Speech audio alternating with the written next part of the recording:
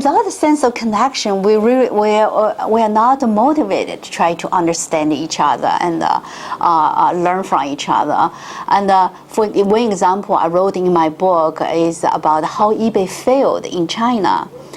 And eBay entered China in 2002, and it had all the reason to succeed in China. You know, it already acquired a Chinese company that owned about 85% of market share, and eBay has all the global brand, the technology, and tons of money.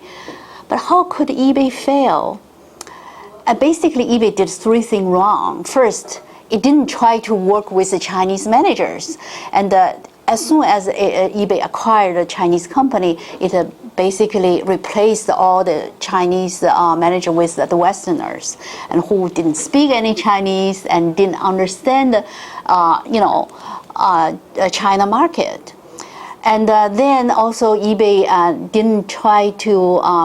didn't adapt its business to the Chinese consumers. Basically, it says, okay, we need to stick to our global platform, and so its website is not tailored to Chinese consumers' tastes.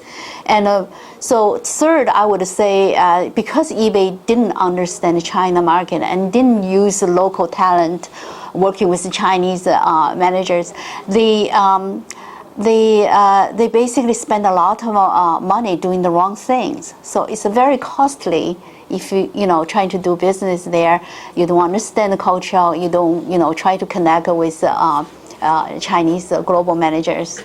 They basically replaced rather than use a Chinese manager, local talent, they replaced with the Western managers who didn't understand China. And they didn't even try to connect with the Chinese consumers and their customers. They just do whatever they do in this country. But the Chinese consumer has a very different preferences. There are several. For example, GM is doing very well in China.